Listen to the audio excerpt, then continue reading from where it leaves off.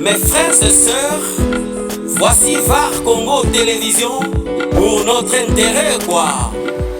VAR Congo TV, la télévision qui fait la décoration. VAR Congo Télévision. Congo TV, ah ouais. La télévision qui fait la guerre aux mensonges.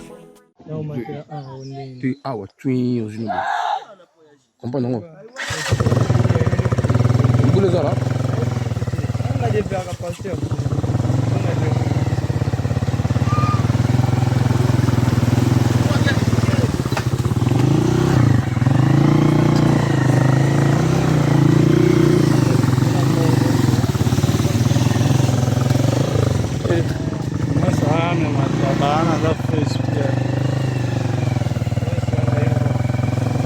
Non, on vient attirer que espace, tu comprends?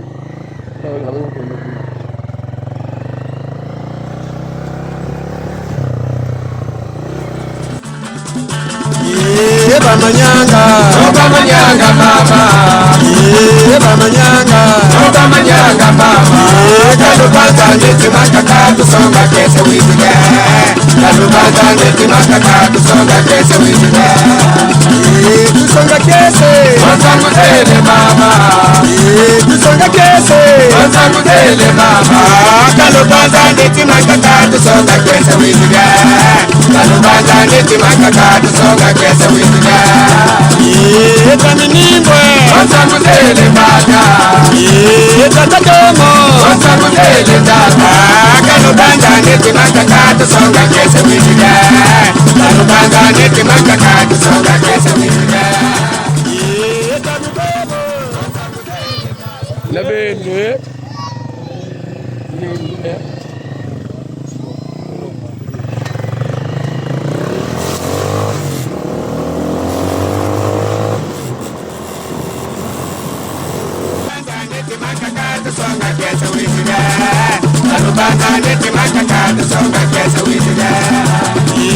Kubalare Wanzangutele mama Kukifunda Wanzangutele mama Kalubanga neti makaka tusonga kese wizige Kalubanga neti makaka tusonga kese wizige Kukimumba Wanzangutele mama Kela kenge Wanzangutele mama oh pongo yangu ya John o tuliga mulili o to wote kwenda kuda mai masala ko ina mtunaona mkushulo kana mettre dans faire boulot ah Pitana ligate, di bulu zona. imai tu vois o bandi makamna yo Sentuma.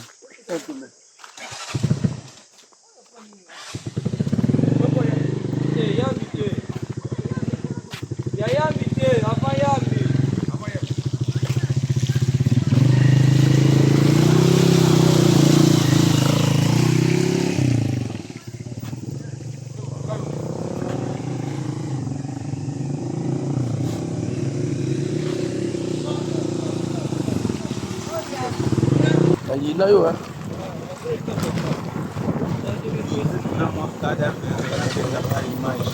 Les canons normal.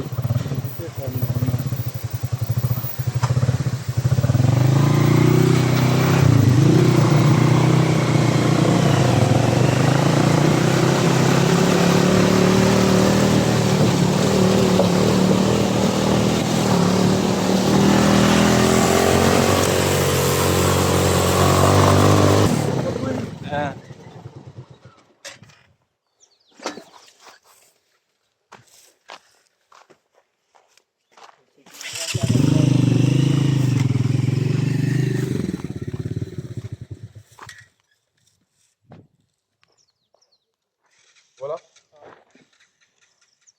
l'érosion, donc ça prouve à suffisance que non.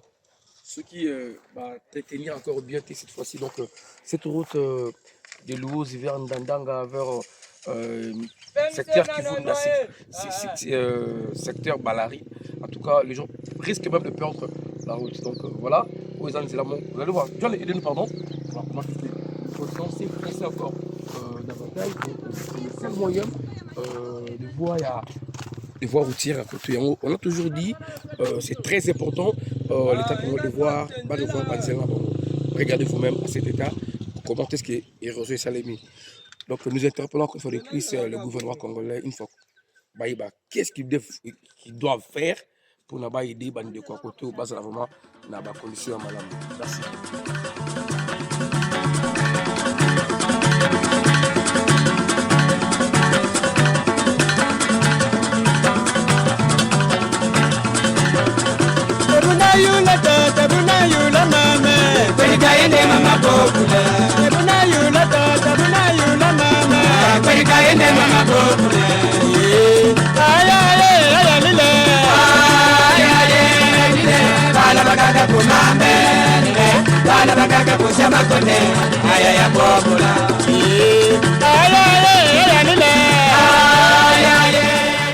Voilà, merci beaucoup, Bandeko Diava, Congo Télévision, Clover, les Senga.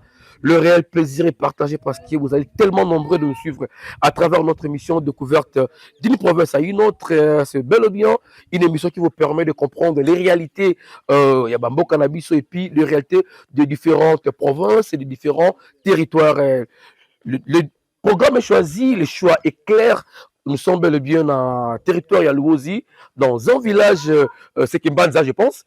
C'est Kimbanza. Donc, on va parler un peu de ces villages. C'est un village historique parce que les Banyanga, partout ils sont, une particularité là Bango. La raison pour laquelle je profite pour dire merci à John Bemba qui est derrière la caméra, qui fournit des efforts, qui aménage beaucoup d'énergie pour que nous puissions bien tourner ces émissions. J'ai dit merci aussi à notre motard, il s'appelle Thomas Ndangui. Merci à tous les Varois et toutes les Varoises au bazora tala bango kotala va Congo Télévision ko komela biso ko pesa biso ba suggestion na bango ko pesa biso ba remarque na bango. En tout cas, toutes vos suggestions, ba remarque na bango tout sont le bienvenu à la Congo Télévision. J'ai toujours dit ça. Si vous voulez aussi que va Congo Télévision équitable dans la province Nabino, équitable dans le territoire Nabino, n'hésitez pas de nous contacter. Le numéro est affiché au bas de l'écran. Vous allez prendre contact avec va Congo Télévision à travers Direction Générale Nango. Le programme sera fait et puis nous allons descendre. La raison pour laquelle Bandeko Noso Bamanyanga, tellement Bango Balingi va Congo Télévision Mingi. On ne dit pas que non, d'autres provinces, Balingara Varte, non, parce que Clever et Senga, Nazalaki, a dépassé, Nazalaki na Bandundu, Nazalaki na Kasai, Nazalaki na Kwilu. En tout cas, j'ai beaucoup marché, mais une grande partie, il y a découverte, il y a 2024, c'était basé à un territoire à Luozi, na Banyanga, avec les 10 secteurs. Comment dit-il dans le secteur à Balari, comment dit dans le secteur tout. Vous avez vu comment c'est ça qui me sert là. Mais aujourd'hui, nous sommes ici dans Tsekimbanza. Dans tout notre reportage, nous avons obligé à écouter un Adouki. Voilà, Douki Ndebimboka, ils vont nous parler, ils vont nous présenter. Peut-être Douki à cause de l'empêcher, mais ils vont nous déléguer quelqu'un, peut-être qu'il va nous conduire à la Katamboka. Douki. Et c'est bien. Fiati Aboubenwe. Voilà. Comment, pardon? Simba Mentati Maribe.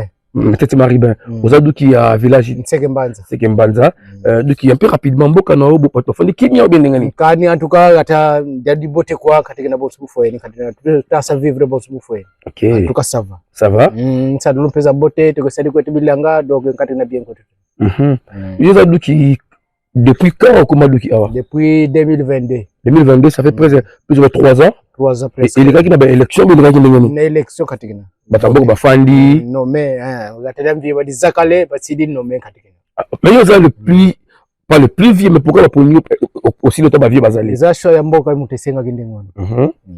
Babona ki c'est le tambol na yo. Voilà comportement yango be livoki de senga kinde na salade. Mukonza mboka. Mukonza mboka. Ozoko mboka bien. En tout cas normal. Trouble les athées, conflits les athées. Kadikima kuna miangu kuna nkaka mene kani mosiko. Donc bien katika tuna. Voilà, merci beaucoup Douki. Donc nous sommes en train de partager notre temps ici. Là-bas, il y a un village de Mbanza. Je crois, nous allons prendre une autre personne qui va nous accompagner par rapport à notre découverte Awa Nakati Yateke Mbanza. On va trouver un monsieur qui va nous parler un peu de ces villages à travers notre découverte Awa Nakati Mbanza. On va parler de l'histoire et puis d'autres choses. Chef, bonjour. Hein? Bonjour papa. Voilà, Hôtel Akuna, comment on a dit? Kombonanga Wasasu Dimade. Voilà, moi, je suis mingi, hein, toi qui na moi, qui nyanga, qui Congo, pour qui banyanga. au bazali bandi amboka ba la biso ba se perdre le rôle banyanga tout mauvais vécu munyanga na peso moto siko zali voilà alors tout ça c'est Kimbanza n'est-ce pas non voilà c'est Kimbanza ezali moko ba village ana kati ya territoire ya Luozi beta so moi lisolo moki ya Kimbanza non nakolo basiko na kimanyanga ça dépend de vous totalement la biso voilà ah bon ndenge toza awa o eza mboka na biso mboka natal Nsekembanza OK na minute oyo Nsekembanza bomoni mboka Nsekembanza bavandi Congo tout là le bala kun Nsekembanza to na bwa OK vatelen Nsekembanza ya dinene ngadi ya mbote kansi tela budye kadi ambi di bebele vata mudi ambu yanki bafoti tunga mavata kabasidi ko OK la jeunesse bukaman sur l'école tinu ku Congo mune pourquoi il n'y a pas des emplois OK bakaka bazoli ngabatangi sabenda kani ku école baka même place mu set ka longa ku enseignement mu baka place mpasi OK vraiment en tout cas beto tu vibidi mu zakala kaka kuvata mavata meto mena katulendi matina ko tu zakale kaka kuvata tu vibidi la musala nsengo alors mkibe tisabeto tia seketa vibila mbakwata ba jeune kabata vibila kumudya kabazolo au mpasiko mebeto tuta vibila pusi tuta sala nsengo OK alors bwe tutavukila busadidi musitu bilanga byako bya kunini tangawisi kunini mayaka kunini loso madezo nguba nantuka kima kita kutuvukisa vraiment kata kima kita kutuvukisa buna tangawisi OK voilà tangawisi ndeza ali parmi ba bolona amingi maintenant pour robimisi yango bolsala randengeni parce que là déjà tu as na territoire à Luozi tout monde bac la Luozi ça en panne maintenant dans cette situation bozote ka biloko na mboka nini en tout cas na minute oyo tozote ka biloko bakwanga situ sikoyo tozokende na frontière voilà frontière ya Congo bino boza frontalier na mboka nini frontalier na Congo Brazzaville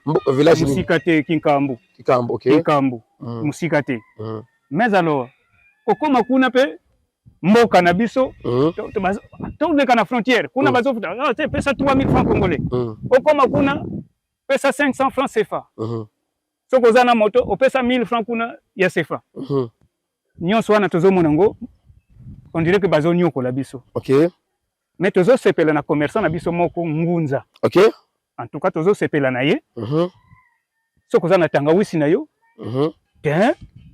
si faut benga ye kaka bosololi nazana tangawisi timola combien de market nazana 5 10 market aye batindi batu baye ko pesa mbongo sur place 45 000 francs par market OK et loko ezo big sabiso ndi yangwana OK mais alors banzela nde mutezo boma biso bakamyo eyaka susu mingi te banzela nde ezo boma biso banzela nde ezo boma biso OK donc s'il faudrait même cela demande à l'état congolais donc la première des choses concernant nzela nzela nde ezo boma biso nzela OK na yebite est-ce que ba oyo to votaka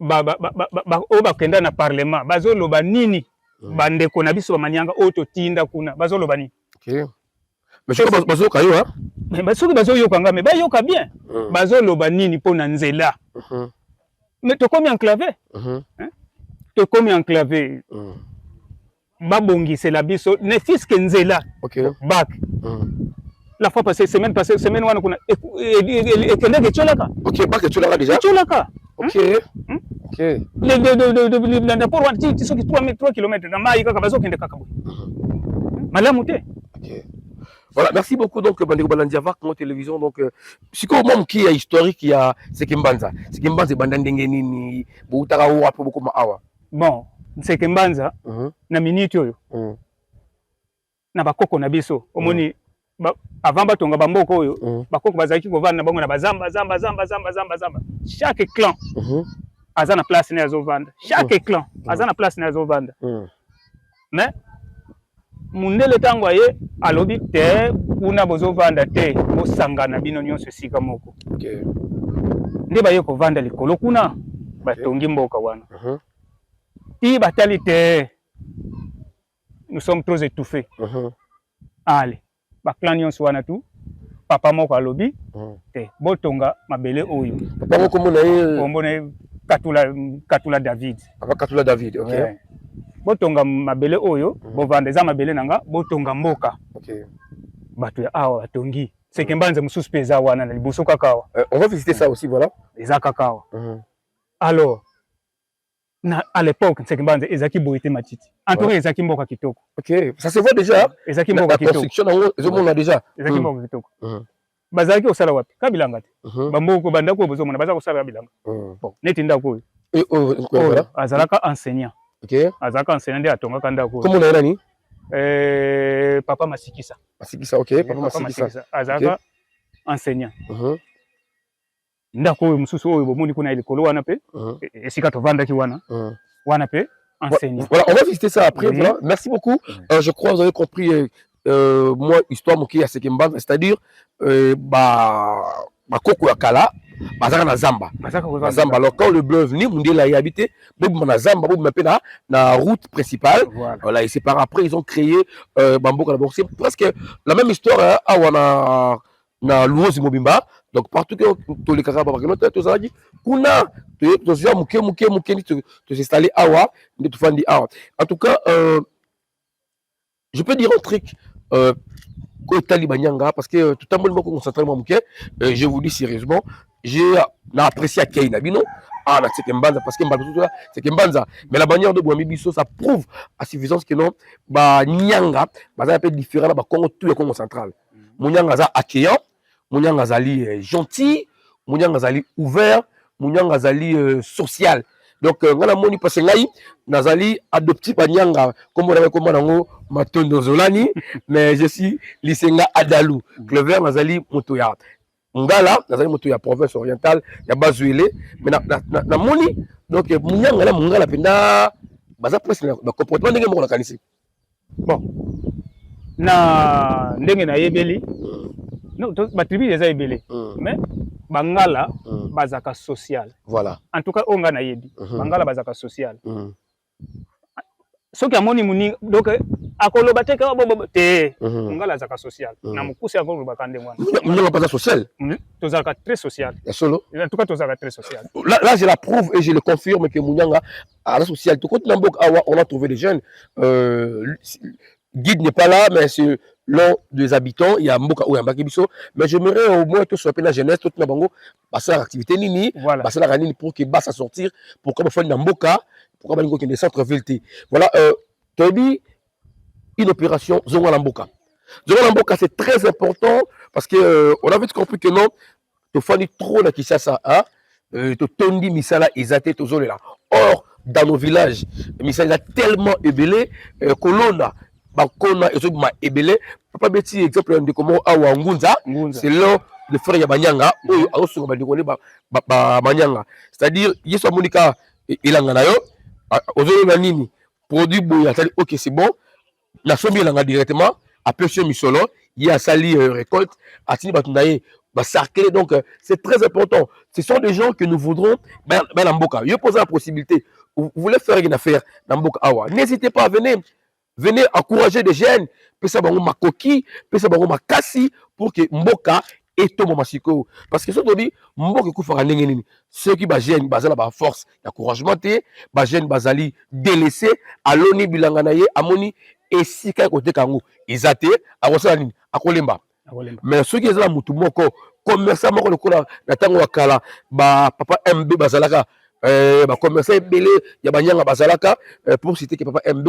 Donc bazali ko sala de sorte que non bande ko na bango bazala na commission malamba tsaka ba mituka de disposition c'est-à-dire munyanga tout produit dans la facilité et na pioka et bimiketi Kinshasa batu bande ko ndanga bakati pioka ba ko teka. En tout cas nous voudrons que nos systèmes moi ezonga na mboka pour que mboka ezala avancer je pense.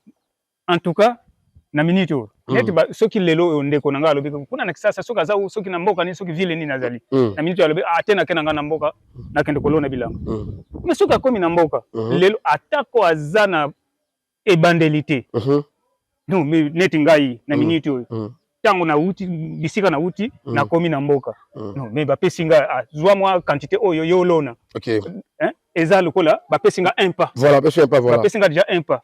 Mais qu'est-ce qui manque ya kosalango na baninga na biso o soki aye. C'est ça. Baya na bamboka.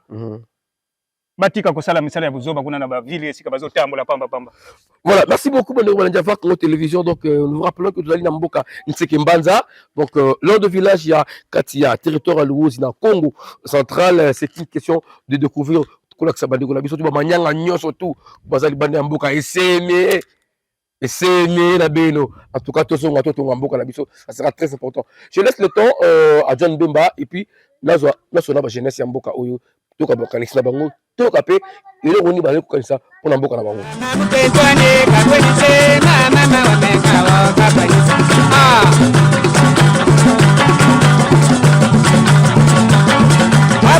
Mama, c'est vrai. Sonda. Ana gondela kwane kamama. Ana gondela kwane kakwanisa. Ana gondela mama kakwanisa. Ana gondela kwane kakwanisa. Donc voilà, nous découvrons beaucoup plus ces villages. Il y a Nseke Mbanza. Papa, parce que Babi na Congo central, le fruit est beau partout. On a Nseke Mbanza. En termes de fruits, quel est le fruit beau mingi awa? En tout cas, ndenge ozomona banzete. Safu eboti mingi. Manga pe ezalaki ebele. Mangusa pe eboti mingi. Ba mangusa en tout cas eboti mingi. En tout cas eboti koleka penza. Safu ebotaka yabino botaka périodiquement botaka pamba. Bon, ça fait beau périodiquement hein. La série A, série ce que boti na ba juillet août. Ndé yango tozolia sikoti. Ce qui yango esili tozozela susu. Floraison nango ya ebima susu na ba juin juillet wana. Bon là tu safu bolo na awa. Ce qui boti, bokenda koteka ngo ndenge ni kinda mboka ni kaka na mboka ya Brazzaville ndenge ni. En tout cas ba safu net lokola ba safu ba mangusa. Ekenda ka sefa. Ekenda ka Brazzaville. Alors yo za produit na yo au lieu de sa prix ye a peso prix na ye. Azo peso prix na ye. Azo dicter ne loko no te ka prix na ye. Atenga faro pesa nga boye te, ngana pesa boye. Elo Congo yango ndezo sala biso ke fallait ba bongisa biso mboka o ya biso moko. Pour de sorte que non congolaise a tika produit na librement na bandeko na librement. Voilà, merci beaucoup Bandeko Balandi. Je crois c'est presque le même souci. Il y a Bandeko presque mine tout le temps awa na territoire à Louosi. Et là on ça là que Bandeko na biso ba produit ou ça là et pour balonaka. Et puis ba que de côté quand on a Congo Brazzaville nzela.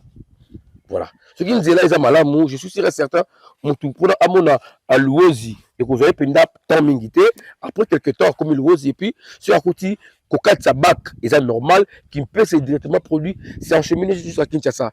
Donc le problème Yanzila pose en sérieux problème awa le territoire à Louosi. Yango moni bande va pour faire la bango mingi akati neka mkusi ba marché akati et puis excusez pardon pardon la calesa qui va marcher bano sama de part et d'autre. Bango ba pas na biso peut-être pas la bango mais na mo le changer ils ont des biso nde kaka to connais pas la bango na kalisi les abongo. Do ba su koto kote. Baya ka soute. Balo ba nini? Baya ka soute baya koteka nini? Baya ka te biso nde bato za tozo kabiloko to kenda koteka. Bango eloko ni bango ya koteka la biso. D'abord les Congolais sont définis. Sont définis. Donc c'est-à-dire on vivre kuna, ba vivre beaucoup plus na biso koto. RDC mutezo vivre. Bazo vivre na sima ya biso. Voilà, merci beaucoup donc Bandeko Balanja Vak Congo Télévision. Nous continuons notre découverte awa na territoire à Louosi, na village Nseke Mbanza. Voilà Bandeko Balanja Vak Congo Télévision. Donc toujours dans le cadre il y a découverte awa na Nseke Mbanza. On va parler avec la population. On ne doit pas juste se focaliser à une seule personne. Faut yoka ba imboka baruba o ba mona na mboka awa ezoko le kaneni ndeko mbote ya mbote kombo et puis voilà kombo nanga Buta Kumanza Crispin. Mais c'est Buta Kumanza Crispin. Butawa Kumanza Crispin. Butawa Kumanza Crispin. Ok. Voilà. Mais c'est Butawa Kumanza Crispin. To kutu awa. Na Nseke Mbanza na ina ba ozali mopaya ou ozali mwana mboka. Nazali mwana mboka à 100%. À 100%. Oui. Ok. Mwana mboka à 100%. Pourquoi au poli ko fanda awa na mboka ou le fa na ville? Bon, d'abord, ils allaient obligation que nous se faut vendre dans la ville. Ok, voilà. Continuons ça la choix ya milliers na ya vie. Oui. Ngana pona nanga vendre na mboka. Parce que na sala karanga bila. Mais état que jeune comme ça je vous vois là au fandi auzan libota na madame na bana. Ah oui, nazana mwasi, nazana bana, bien malgré tout, bana baza awate mwasi pa bimi, mais nazana na mwasi na bana. Bana bakio. Bana ba mususu baza na classe, mususu bakiko tambo. Ah, là, bon, ça, bon, awa. Oui, t'as dit classe, t'as dit parce que il y a raison nous, parce que classe, mais parce que awa. Baké classe en termes de internat comment? Ah oui, biso awa ils ont la kaka système internat, ils ont la primaire tout comme secondaire, sauf tout ça quand moi sigir sala il y a 3 salles première, deuxième, troisième, awa na likolo. Sinon pour tout le reste, tout kaka internat. OK. Voilà. Obi est-ce que au fond là, ils ont chaud à mutu. Oui. Alors, yo puni chaud à mboka awa. Parce que les gens disent ah nga jeune à la village dans un peu boyer. Quelle était votre motivation yo fan na mboka awa?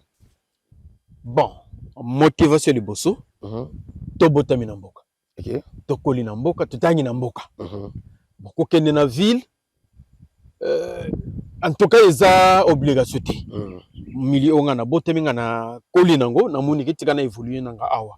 Parfois pe zalaka o kende na ville mutu pe ko encadrer malamu pe azana été. Mais cependant que et pas tozali ce que na ko sala bilanga. Na ko senga mabele pa mutu te mabele za ya famille na vandi nanga na sali nanga et puis ça ne me coûte absolument rien par rapport au kende na ville. Na mulili boye ce que 19h déjà faut que tu vas ndaku yo ndimi na mulili wana.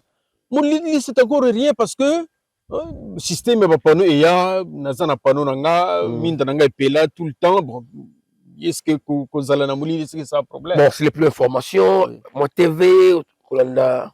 Oui, bon, TV talaka keza trop cher na ba milliers na biso futaka pe abonnement tout le temps. Tam supe mbongo wana ko soma wali ka bana ba lié allez okendo baby sangwa na abonnement tout le monde on dirait perte à pamba. OK. Par rapport à nos revenus quoi. Voilà. Ah, oui. Voilà awa bilanga c'est votre choix. Ah mingi mingi yelo na kanini ala mboka awa. Tolo na kamanioko, tolo na kanguba, tolo na katangawisi na biloko mosusu ya kole par exemple bitekuteku kaka bandunda bon. Voilà, bando bota la yo bazali ba ressortissant ya Tsekembanza mais ba fana Kinshasa musala ezate ko sa bango nini bazo na mboka babongisa mboka ou ba fana kuna ba fana ka bongo na vagabondage. Bon, logiquement et si ka ozali ceux qui musala ezate il faut oluka ozonga na mboka parce que kende na ville il faut zala na musala parce que biloko nyonso ko lia to ko lata o nyonso na mbongo. Alors ce qui est musala ezate c'est que ça pe na mbongo te. Ce que ça na mbongo te c'est que ko pousser comme soit kuluna muyibe et ainsi de suite. Malamo zonga na mboka mabeleno ya bakoko ezali o musala oye o sali no ya pas de problème. OK. Dans une année biloko no déjà komeli ozolia ozoteka ce n'est pas un problème. Mais ce n'est pas qu'il faut coûter tout vendre dans la ville. Parfois que la ville peut que chômer nos. Voilà. Voilà la raison pour laquelle à travers notre reportage Navarre Congo tout le bar toujours tous en Mboka. Vous comprenez l'idée d'un jeune alobi ville les amabété. Oui, ville les amabété mais le choix ça dépend de la personne. C'est ça. Voilà. Il a trouvé son choix en Mboka parce qu'à mon mieux eza awa. Oui. Libota nae il faut na kimia bana bazo kende kelasi azama biboué na ye azama bilanga na ye ko permettre ye à vivre malamu que na biso to kangami beaucoup plus kaka na centre ville musala ko sala izate. En tout cas l'opération zongo na mboka c'est très très important. Banyanga bamanyanga pardon la senga na binombo mabele ezali awa terre fertile. Voilà terre fertile atakutu comme ça produit qui ça ezama pasi Tondi Baraka, la Brazzaville, en gros, pour que tout le monde m'a servi. C'est ça. Pour vivre les enfants dans la ville gratée. Papa, pour ces raisons très importantes, je lui pose la question par rapport à la télé, il a dit, des fois aussi, le abonnement là, ça prend. Mais sans un pour ce récepteur de Mouké, moi, radio naïe, à cause de RFI, à cause de radio Belé, à cause de information en Boka, en temps réel. Ce qui paye, à ce moment laptop naïe, c'est probable, en termes de distraction comme ça, c'est ça. Voilà, il peut mettre ses films et ses théâtres donc en temps donc c'est-à-dire dans Mboka de l'eau et l'eau comme sous tout na kino ça la monter mais awa osala ngo c'est ça. Dans Mboka rien ça vous savez pas tout et là vous savez pas tout exacté. Imaginez maintenant laptop eza nango so ba $100 soki papa akangi mwa 4 market na ye ya Tangawis fort probable azwi laptop na ye oui puis à bon état oui aza na pano na ye akocharger yango soki mpenza na autonomie malamu akosalela yango c'est ça. en tout cas vous avez dit le nom c'est Ndeko Butoa Komanza Crispin. mais c'est Crispin en tout cas merci beaucoup Oui. en tout cas courage Oui. voilà suivez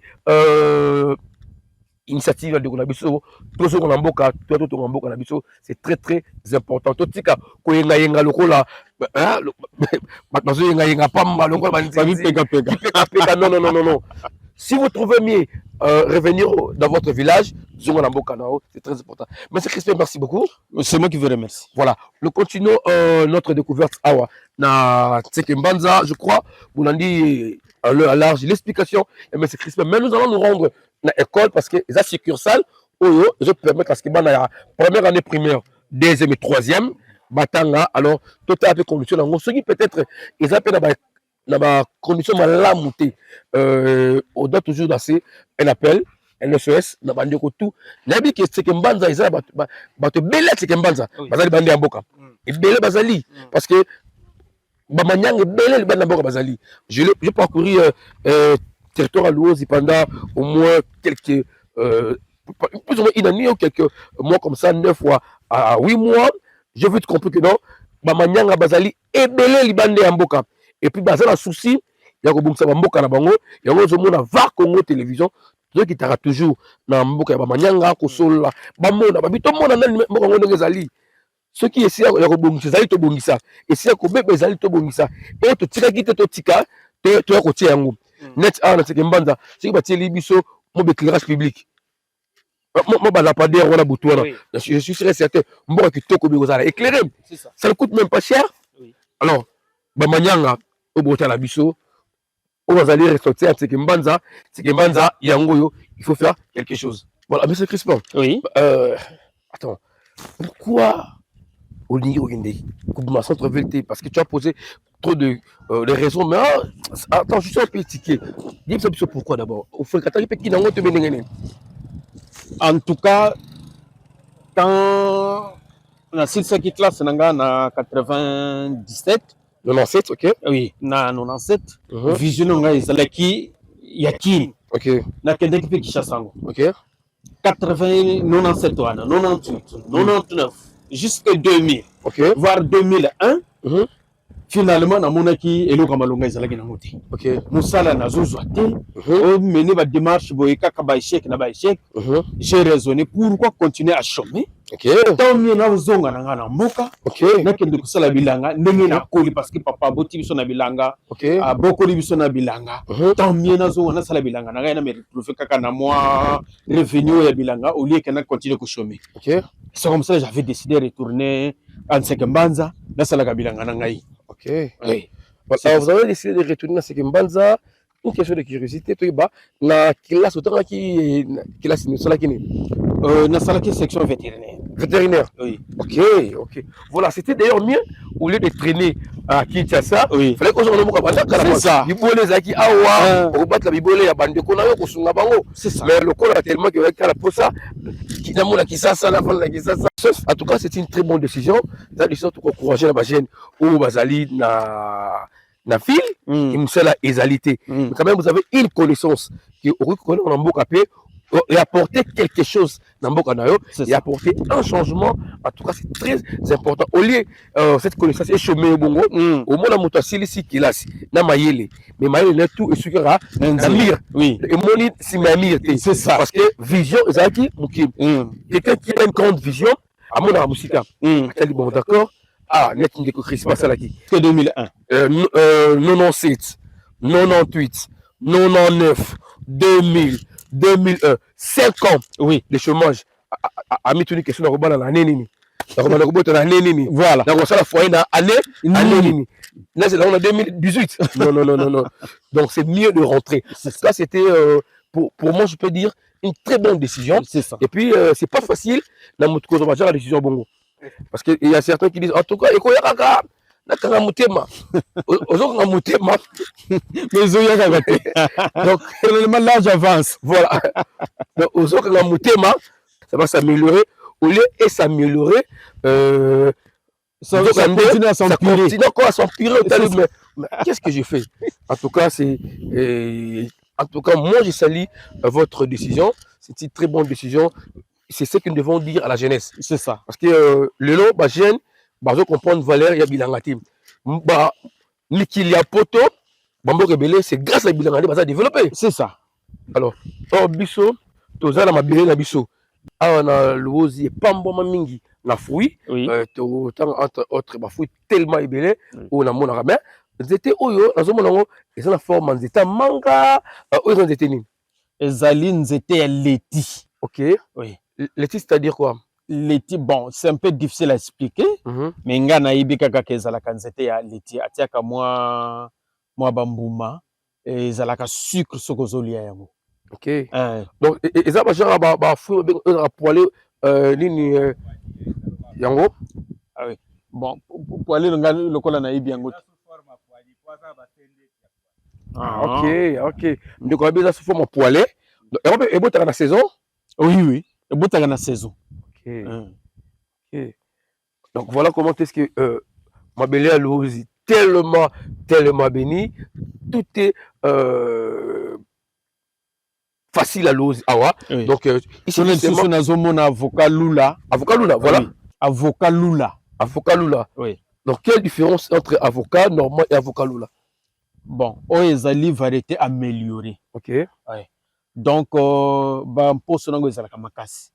c'est facile à conserver. Quand les mêmes na potenet oya awa basomba kango ke Brazzaville ba tindi yango na France. Ok. Parce que pour sonango za makasi moyen beba na nzela. Exact. Ok, avocat Lula. C'est la toute première fois. Alors maintenant, l'état est comme oui. Donc ça peut être et dans le monde de peut-être et comme il peut-être il faut vendre nan ya minene. Voilà, quand je vous dis que le Congo est béni, voilà, avocat Lula, c'est l'explication. Il y a un déco Crispin, voilà, on peut nous dire John Bemba, voilà, donc voilà, avocat Lula. Donc cet avocat peut être conservé pendant longue durée, voilà, qui est Tida Mikili. Oui, Mikili. Et puis, je suis sûr que c'est un bon moment, ça rappelle Mouké, hein. Il y a Mouké, Moussouni, Penza, il y a avocat, Penza, Moussouni, bien. Voilà. Merci beaucoup. Maman, c'est mieux? Ah, voilà. Donc, voilà. Ah, maman, comment on a? Pauline. Maman Pauline. Boni. Grippe comme quoi, mais ça? Grippe comme quoi, mais ça? Kanikima. Kanikima, c'est-à-dire? Et le voté.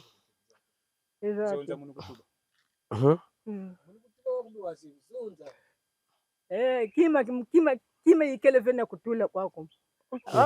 Kutema kuzwa mbongo mtini. Mbongo muke na mbongo ve. Uke na mbongo ve. Mama. Nous tu l'as mbongo de madame. Pour la grippe hein. Merci papa. En tout cas. Merci beaucoup bande de Kobalandi avoir mon télévision en tout cas. Nzambi kalusa komuna. Ok. Malamu. Manto ndelenza ntomoni fiauka. Ntomoni fiauka nkati ya Nzambi ke kulusa komuni momu liko yende. Ingeta. Voilà maintenant. Voilà, merci beaucoup de avoir Congo Télévision. Donc nous sommes en train de parler d'une découverte à la village Ntekembanza. Donc nous assistons le peu que nous avons voir de vieilles mamans comme ça. Elle est dans l'impossibilité d'avoir un petit médicament. Alors, si nous avons un petit safran, pourquoi de ne pas apporter l'assistance à ceux ou à celles qui manquent? Parce que c'est toujours comme ça. Dieu a donné et puis nous aussi, nous devons aussi partager aux autres. Voilà, merci beaucoup. Nous continuons notre découverte sur tout le plan. Oui. Regardez Binomoto Espacio. C'est comme si nous sommes dans un jardin. Hein? L'air est tellement bien. On respire. En tout cas, Bandeo Balandi, Bamanyanga, je vous réclame encore une fois de plus, c'est très très important.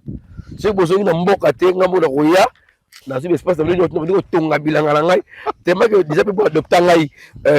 fils natif adoptif. Il m'a tellement beaucoup inspiré. Voilà. C'est un jeune qui s'est dit non, écoutez, je dois rentrer au village. C'est ça ce que nous voulons. Oui. Les jeunes, ce que vous allez au soso là, au comprendre. C'est ça. La jeunesse doit être debout. Ce qui est vrai, si quelqu'un a l'initiative, le bande initiative est un rabatou. Mais ceux qui initiative ils allient, nous devons tous se rallier devant, pardon, derrière cette initiative. C'est ça. Voilà, chers abonnés de VAR Congo Télévision, donc nous sommes bel et bien dans il y a concession, il y a succursale, il y a Sekembanza. Voilà, on a une maîtresse. Voilà, là maintenant, on doit remettre la parole à notre maîtresse qui va nous parler. Maman, Mbote, hein? Mbote papa. Kombo. Kombo nanga lulebo ko bakebongo Daniel. Daniel? Oui. Daniel, c'est un nom masculin, non? Oh, eza kombo ya bana mibali me. Papa na biso bota kina ye mwana mobali te. Tozala ka biso 4 basi. Basi. Yango ni apesa nga kombo ya Daniel. Daniel, est kombo na ye? Kombo na ye. Papa tali que Daniel l'a ngébungwa te. Ah, c'est bien, maman maîtresse. Yo tangi sa l'école ou succursale. Ngana tangi sa kawana zali maîtresse en chef. OK, voilà. Ya succursale ya Bikimbi. Sikoyo pasi na biso na succursale o ezande. Bozo mona ndengo ba construire bâtiment oyo ezande ba paramoto ba pesaki ba mbongo na bango. Babeti ba brick, basombi ba tol, bazwi ba mabaya, batongi succursale. Succursale ezalaki oyo batongaki ba flama yango wana. OK, là c'est un peu flamand. Oui. OK. Sikoyo wana. Ouais, c'est marrant, c'est bien l'image voilà. Makasi ya ba parents. OK. Nazo remercier ba parents ya contre na biso Kinkazi Mwanga Sekembanza bango nde ba contribuer ki biso pe to pesa ki contribution na biso. Paponga pe na bandaki nano ya kufanda na bandaki kosala te. OK. Tango ba construire 3e classe yango ne azwaki classe pona kosala. Voilà, aux la première année primaire. Nazo tangisa siko na première primaire. Les alliés là besoin la première année primaire, deuxième, troisième. Voilà, ça succursale il y a Mbanzalele. Mbanzalele, c'est-à-dire école aux arts reconnue par l'État congolais. Oui. L'État Foutarabino? Afutaka. Foutarabino. Bana la gratuité, je pense. Oui. Gratuité à l'enseignement école primaire. Aussi, on a bana tilo comme côté. Ata eloko mokote. Ah, bah ici aussi on a un frais d'encouragement. Zéro. Biso makampane zalaka te. Tosenga ka epana l'État. OK. Ai zwaka ba mbebe na ye. Asala makambo na ye parce que tozo mona pasi pona kotangisa mwana uti mboka ayeba kokoma ne fiske 0 1 2 jusqu'à l'infini. OK. To mona ka pasi mais makambo nyonso tu wana esala makanango bien te. Bino vous succursale. Alors école au besoin dépendre nango. Yende mutu il faut fournir bino ba éléments n'est-ce pas non? A fournir bino ba matériel aussi là. Après ça bino matériel de Zalakanango, mais c'est moins suffisant. OK, c'est insuffisant, voilà. C'était suffisant les matériels, surtout les matériels didactiques, voilà. Les livres, nous avons encore tous les manuels, donc c'était insuffisant. Voilà, voilà ressortir c'est Sekembanza, pour la biso, en tout cas il y a l'homme de Sekembanza qui est sali à passant qui reste encore anonyme. Voilà, c'est que Mbanza Yangoyo, de commune en Boko, c'est que Mbanza. Tala, comment est-ce que Bana Barotang Awa. Moi, je souhaiterais d'ailleurs cet espace, par cause de la succursalité. Si on peut dire ça. Oui. Cet espace peut contenir aussi une école normale qui dépend de c'est que Mbanza. Parce que c'est que Mbanza 1 et c'est que Mbanza 2. Voilà. Aux environs de Sekembanza, il y a aussi d'autres villages. On a Matangi Awa, Bazouta, Bana école primaire Barotanga Awa, la succursale. Or, Bana Obazana secondaire, Bazouka de Misika, or Nati Papa, Crispin Labi Awa, Yé Bana Bakina internat. Ceux qui Bana Bazali, dans l'école Bon Awa, Bana Bakina internat. Et puis d'ailleurs, c'est plus mieux d'ailleurs, l'enfant soit contrôlé par ses parents. Parce qu'il y a un internat, faut qu'on se le dise, dans l'époque où internat est bien balango, internat malam nous arrêtons na biso, tout autant internat où que oui qui venait internat, alors internat où jeune garçon tout en l'apprenant, bah comment tellement motivé, mauvaise intention, alors bon moi je ne fais à Poussani, il bah intention moi j'étais na awana attends ça m'échappe encore na Mangembo. Je parle avec maman cadré, interne, voilà. Il y a des photos à voir à Bana. Moi, on a eu autant de là, c'est mon à Azumukumba. Azou Mukumba, la 6e année, on a présenté ma qualité zonga parce que selon la loi, il y a interne, mais soit comme la zénie fazoni, voilà comment est-ce que bon a eu retard parce que à côté de qui on passe à cadrer mais mon a non na zamba le qui mon a battu. Alors si l'enfant est protégé par ses parents, donc ça sera très difficile que mon a tombé na blora bongo. Pourquoi? Parce que le système il y a interne, il y a le lot, ils ont des qui il y a calaté. Mes parents, s'il y a possibilité, il y a comme un peu de là, l'État, et puis comme un peu expliquer, donc, au lieu de dans la succursale, il y a 3 salles, il y a l'école primaire, même si l'école secondaire va poser problème, mais du moins, l'école primaire, ils sont au grand complet. Ils ont l'école primaire complète, vraiment, très bien. Maman, ceux qui bâtissent l'école primaire, tangi bayali. Batangisi bayali. Bana mingi bazo silisa classe, surtout ba jeune, ba silisi, bazo fanda kaka na mboka, bazangi ba misala bakosala. Donc bangwana bazo tozo senga na l'État abimisa ne fiske ba pensionné pour que ba jeune bazo ba place bango pe basala parce que ba parents aussi ba moni pasi ya kotangisa bana wana. OK, ça c'est une très bonne chose parce que déjà ceux qui un enseignant il y a Kala déjà il atteint dans les 60 ans, pourquoi le garder encore l'enseignement? Il faut qu'il la passion, qu'il la passion, qu'il la relève la jeunesse parce que jeunesse se sentir pas à l'aise. J'ai eu le temps, vous savez, études au Congo c'est pas facile hein. Aujourd'hui 6 ans école primaire, ça peut te prendre au moins 8 ans. Au 8 ans, Mupanzi. Oui, bandi école secondaire. Première année, deuxième année, au 4 années 2 fois. Ça le 3 ans. Ok, cycle humanitaire. 3e, 4e, 5e, 6e. Qu'on appelle au 4 années, peut-être 3 fois. Donc, c'est-à-dire au Sali, plus ou moins 15 ans. Ou bien 16 ans.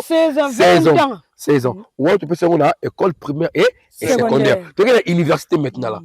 Au bandi première année, G1, aux missions de coach, au salaire recours, au panzi. Voilà donc, tu trouves visiter l'école, vous avez compris que on a été Mbanza, voilà, on avait parlé de la jeunesse, toute la jeunesse, comment on a pardon? Njozi Makele Rifan. Njozi Makele Rifan. Voilà, Rifan Ozali. Moi namboka au Sekembanza. Naza moi namboka 100%. 100% Sekembanza. So parce que moi ba Sekembanza banani. Ba Sekembanza ni beto. Ba Sekembanza ni beto. OK. Voilà, aux jeunes. Activité nous sala namboka awa.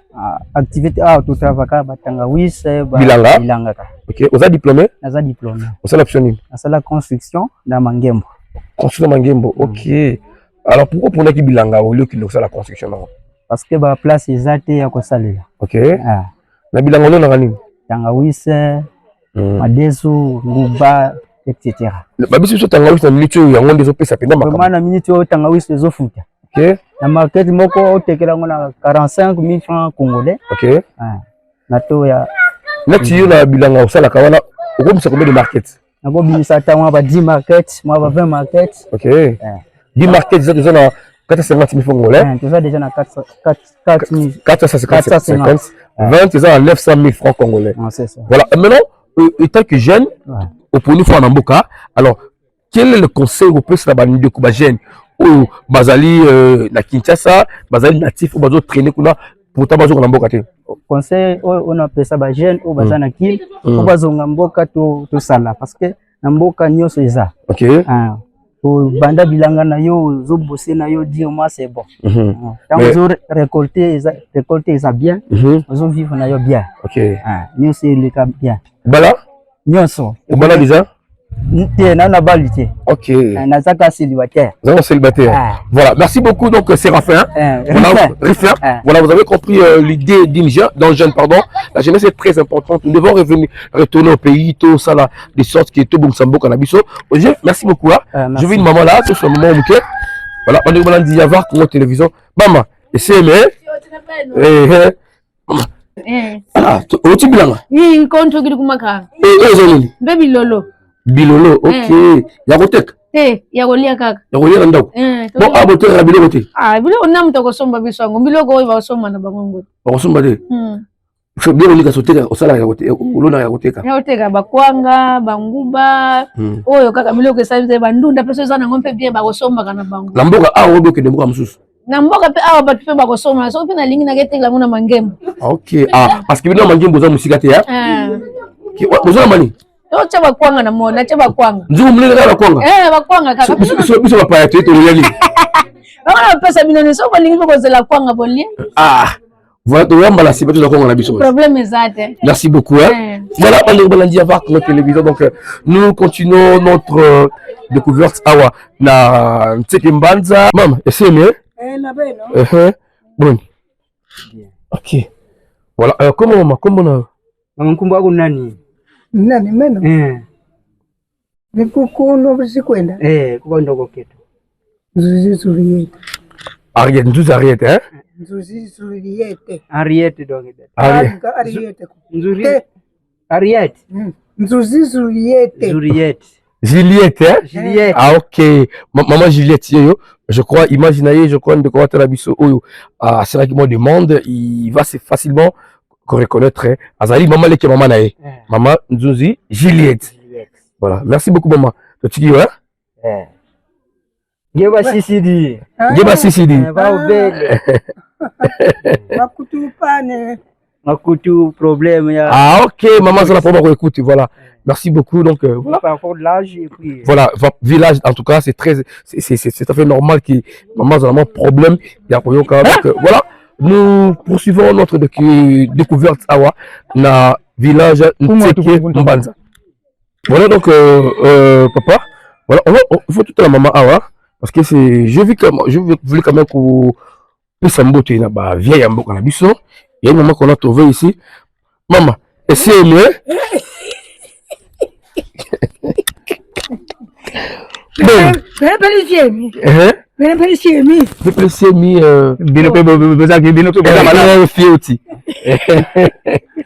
voilà maman comment on a maman Ariette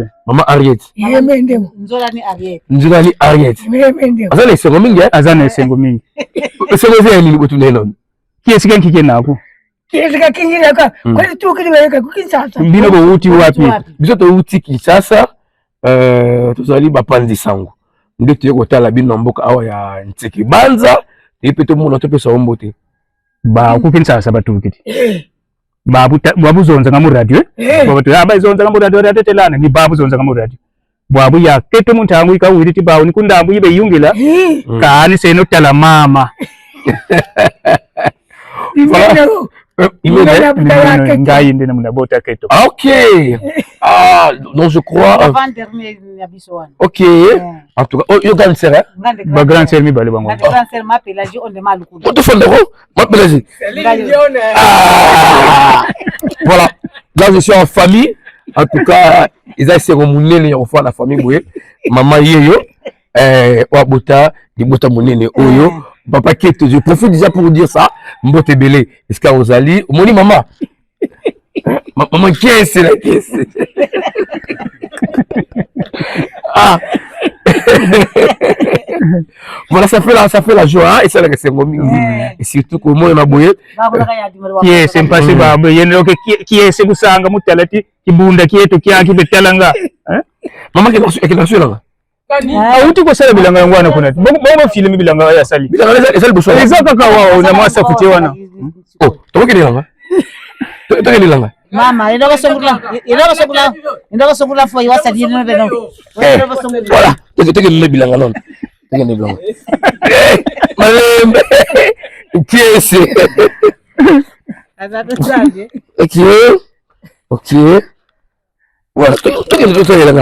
voilà voilà vous voyez que maman vit âge abonné au fond là la famille mobimba donc alobi so be fond na ko sa musala nini a message na bilanga nae tozo ko te na ilanga mama alona nini alona kinguba na manyoko nguba na manyoko yemoko bah nyoso disi alongoli yango isa na ndako déjà le nguba manyoko donc to ke na manyoko na nguba ndambu wala ne bako maka nguba ngande ko ma en tout cas to ke na lipamboli ya maman donc c'est ça va plaisir donc voilà le tambola donc John Demba pardon il donne nous tout tambola maman je crois nous la biso mona maman ndenge maman azali Voilà.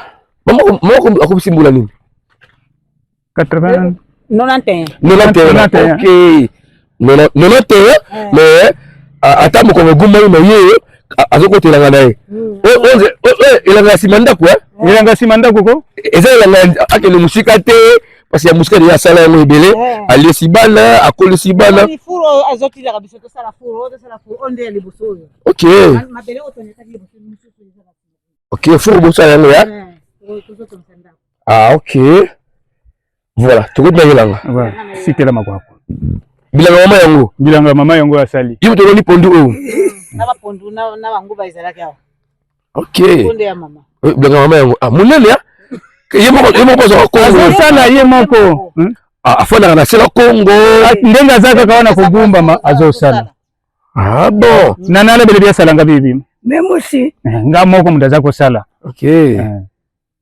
En tout cas. Buna bo tako ya keto mu bisi matu bi wasali. Bule tawa na wasila yena bilanga. Ina sali ba. Bilanga na sali ba yeni bio. Bilanga oya sali bomoni yango.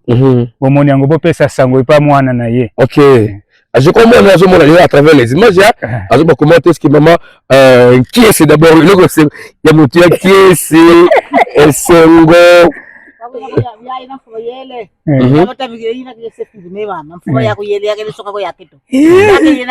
Lumbuki aoki meme be kukin sasa pa ya Claude. Mbobu tala be mu television. Mbobu tala mu television mama ku wata ku yandi bele tala. Nafuwa ya bayeni. Mbobu kuyena kuti mu television. No kuklona mboka certification na ya dimalo na ya lukula wegana na ya pressure wegana. Bekile mayina lubuki aoki.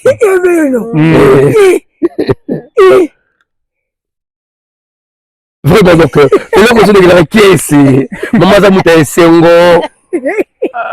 Voilà ce qu'on voulait, on voulait trouver un moment dans la joie selon tout tailler n'a pas cité, tout tailler n'a sous-cité, tout tailler n'a Sengo. Et mon ami était bino bandeko o bufani na awa, bozo pe ça inquiète parce que ceux qui n'a qui Sengo té, ainga ça peine à moi tristesse mais le minaye ils ont ça Sengo, non en terrain d'âge, en tout cas Nzambe a battu là tout ça la position là ata siècle kuka siècle kuka to ya sumba la sima to tala ya après siècle parce que ndia zana makasi donc il faut penda apesa biso nous to beaucoup là comme la mwana azo ko penda mwana para mito azana ko mama pa asibina mu Congo ta olemba Congo ndaka ko la mama ako ko la mwana alors biso sikoyo bandi ko beaucoup là mo le bomoko na nzela ya caméra la biso pour na mama fana mama ndenge nini moi le moko na pour la maman bufali na ndenge nini est-ce que azobela ou ndenge nini oh le petit frère bon tu vous avez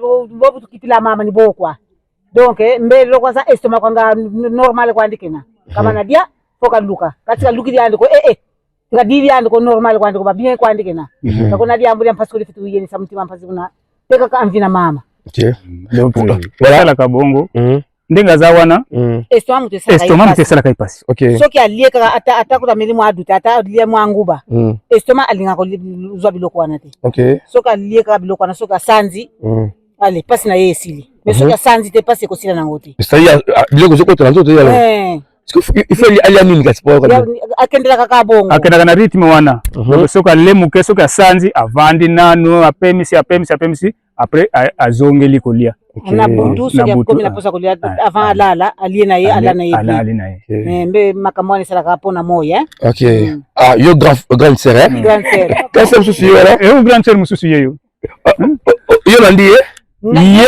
ye butanga bota me ye ya landi sima na ye ni wo yazana afeli di kuna mo wazana sima na kisasa après wazana Afrique du Sud voilà donc maman Botibino combien biso 6 mutu bozala bomoy en tout cas au moins que maman libumuleza ya mabete bana nyoso bata bozala bomoy en tout cas te pèse nzambe le kumu comment on a été bozala bomoy voilà merci maman c'est ça moteur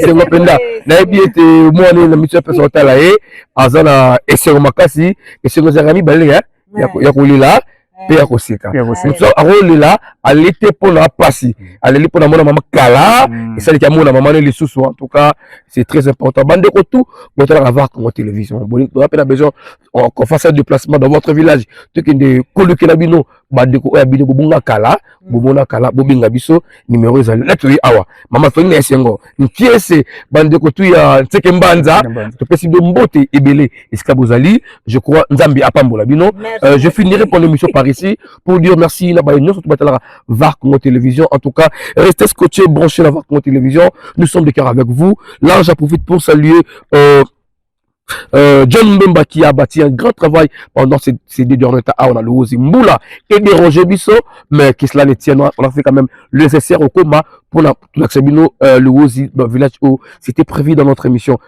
À part ceux qui saisonnent en bout les alités, Bobby Ngabiso, nous allons descendre dans vos milieux pour faire ces beaux reportages. Je dis merci je souhaite joyeux anniversaire à PDG Adao, Manuel Boventour. Joyeux anniversaire à vous, pourquoi pas aussi. Joyeux anniversaire à mon vieux Félix, le Finotou, la Pissumbote en direct de Paris. Joyeux anniversaire à tout le monde. Bon, fêter anniversaire de l'eau.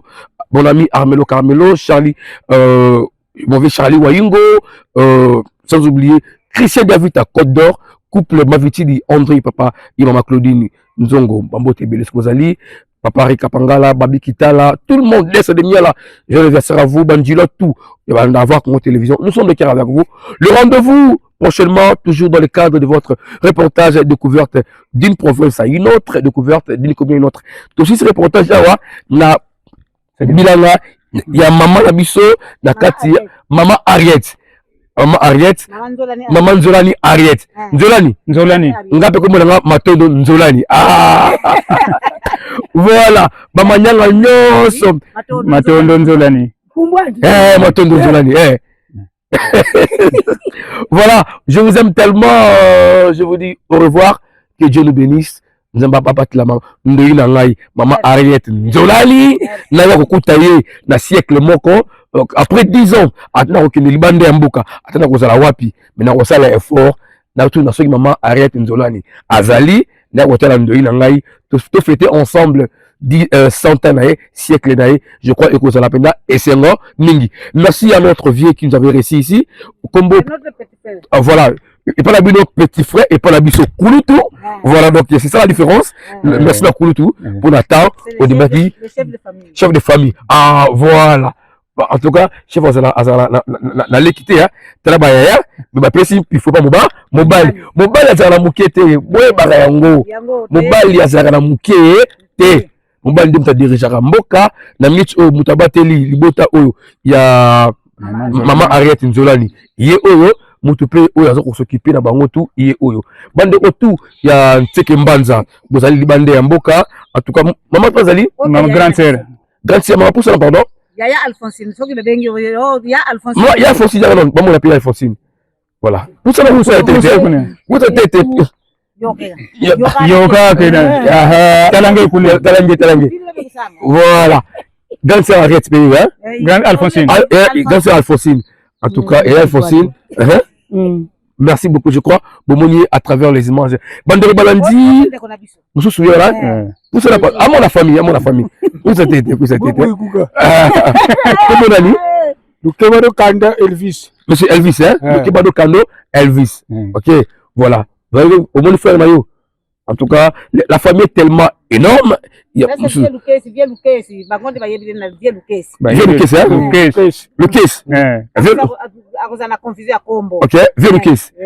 vieux caisse yo. Famille là tellement monene en somaki babilanga mais autre coup namboka bango yo. En tout cas, Ariette Nzolani ingeta matondo nzambe apambola bino tukutani mbala ya sima merci beaucoup bino pe nzela bozo kende pe nzambe asunga bino OK nyonso boko sala ezala na kombo tata nzambe ingeta